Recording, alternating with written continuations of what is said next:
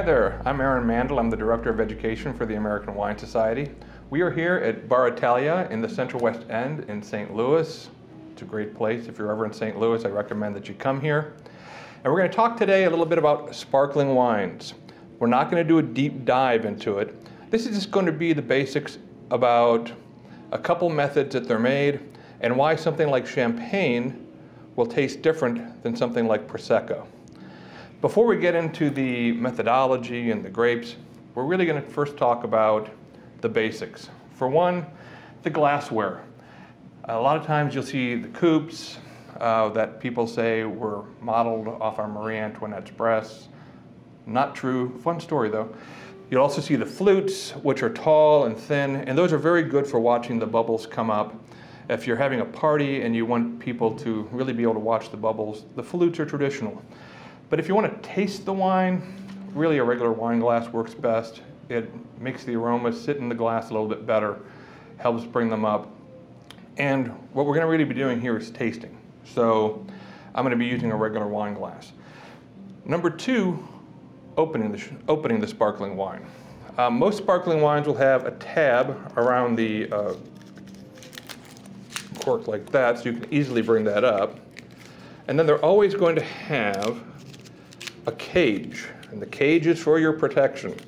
In the old days, before they had the cage, these things were always popping off, and they can cause injury or damage. So they have the cage, you have a little loop here. When you open a sparkling wine, you always undo the loop with your thumb over the cork, because sometimes they just come off when you're opening them. And then you hold the cork and twist the bottle slowly. And the idea is supposed to be that it's supposed to sound like a nun's fart. I don't have experience with a nun's fart, but I'll have to take their word for it that that's how that is. Some people you'll see trying to open sparkling wine with their mouth. Every couple of years, somebody points it at their head and opens it up. Don't do that. A lot of sparkling wines, like this champagne, have as much pressure in them as a tire. A few years ago, somebody pointed the bottle at their temple and died. You can open it in your mouth and you can knock a tooth out. Don't do that. Open it like I did. Don't open it and shoot it around the house either, because you'll break something. You can have fun, but try to keep it simple. So what we're going to talk about here, we have two different styles of sparkling wine. This one is made with the tank method. This one is made with the traditional method. It used to be called method champenois. People in Champagne didn't like that very much, so now we call it the traditional method. And what is that?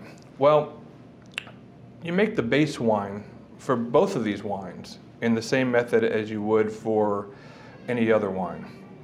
And with the traditional method wine, you then add, after bottling, a little liquor de tirage. And what that is, it's a mixture of a little sugar, a little yeast, and a riddling agent. And the riddling agent, what that does is when you're riddling the bottle, which we'll talk about in a moment, and you're disgorging it, it makes things go a little smoother. So you add the tirage, the liquor de tirage, you add a crown cap, just like you used to see on bottles of Diet Pepsi or RC Cola, and they lay the bottle down for a while. And you end up with a second fermentation actually in the bottle. And that second fermentation is going to raise the alcohol level 1.2, 1.3%, but it's also going to give you that sparkle. Now, the fermentation only takes a couple weeks, but with a sparkling wine in the traditional method, what you're going to do is lay the bottle down on those lees, those yeast lees, and the yeast starts to break down, something called autolysis. And it starts giving the wine a little smoothness and flavors of biscuit, bread, that yeasty aroma that you smell in some traditional method wines. And the longer it sits on the lees, the more of that you're traditionally going to have. So in something like a Cremant, which is sparkling wine made in France but not made in Champagne, you may have 9 months on the lees. Cava in Spain, 9 months on the lees. Non-vintage Champagne has to be at least 12 months on the lees, another 3 months on the bottle. Vintage Champagne it may last for years. It has to be at least aged 3 years. But a lot of times vintage champagne will be longer. And the longer it is on the lees, the more of that yeasty aroma and the yeasty flavors you get. After this tirage period is over, you're going to, well, have all this deposit on the bottle, on the bottom of the bottle, and people don't like that. So you put it in a riddling rack, or more traditionally now, electronically, they use a gyro pallet, which is a machine that'll do it. And the riddling rack, you turn it a quarter, and it gets a little bit steeper, and you keep turning it and getting it steeper and steeper until all of that yeast deposit is down in the bottom, at the top of the bottle here. The bottles are then have their necks frozen, and then you pop that cap off, and because there's a lot of pressure in here, about 6 atmospheres of pressure, the pressure forces that icy cap up with all the sediment in it. You take that out, and then you're going to do what's called dosage. You add something called liquor to expedition. Some people just call it dosage, which is going to determine the final sugar level in the wine. If you want something like Brut Nature, you'll add nothing. You're just going to have a plain sparkling wine with no sugar added. Most people have Brut, which is 0 to 12 grams per liter. This is a Brut. And once you put the liquor to expedition in there to add the final sugar level, then they're going to put the cap on it, the final bottle, corks, and they're going to then age it for a few months, sometimes longer, before it gets onto the stores. So that is your traditional method wine. Certainly, there are other methods that you can use to make sparkling wines that are going to be aged on the lees that are not traditional method. Method Ancestral has a very short period on the lees, but what we're talking about here is more traditional method. There's also transfer method, which is used in some large format bottles, which is very similar, but it's a similar method, but it's there the bottle is empty. Instead of doing the entire disgorgement and the expedition in the bottle, it's disgorged into a tank under pressure. It's then filtered, dosed, and put into a separate bottle. It's used in some large format bottles for champagne. It's sometimes used in sparkling wines in the United States and in Australia. But mostly, when you see traditional method, I mean, this is what you're going to have. So, what is tank method? Well, sometimes you don't want that yeasty flavor in the wine. You have a grape like Glera, Riesling, where you really want those fruity flavors in there.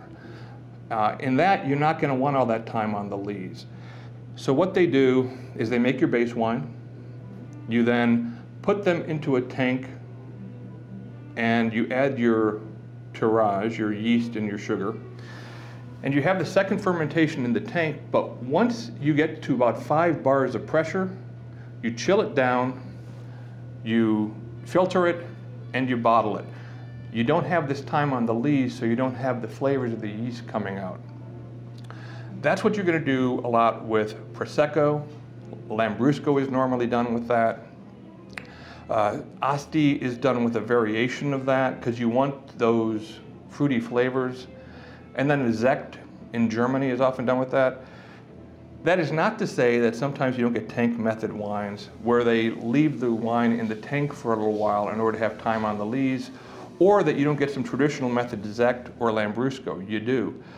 But most of them are made in the tank method. It retains the fruitiness and freshness of the wine. Now this particular wine is a Prosecco, and this is a medium sec, so it's 12 to 17 grams per liter of sugar. And if you want to talk about, the different levels of sugar, really you're talking about Brut Nature, where you're not going to have any dosage. You're going to have your extra Brut, which is 0 to 6 grams per liter, your Brut 0 to 12, your extra sec, where it's a medium dry, 12 to 17, your sec, which is 17 to 32 grams per liter, your demi-sec, which is 32 to 50, and your doux, which is over 50 grams per liter. Coke is about 32 grams per liter, so 50 and over, it's a lot of sugar. But the acid in these wines is very high, so you end up with a nice balance. And some people really like that sweetened flavor. So if you taste your sparkling wine, like this Prosecco, on this one, you're going to have a lot more fruity flavors, and you're not going to have the yeastiness. And that's really is typical of something that's made in the tank method. If you have something like Asti, that's made in the tank method, but they chill the wine down when it's at about 5 degrees alcohol. So you're not really going through that second fermentation. You are having the first fermentation that's stopped early to keep the residual sugar in there.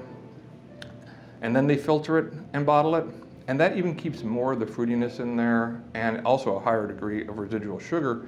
But it gives Asti those very fruity and floral aromatics that you're looking for in that wine. So thank you. That's all we have for today.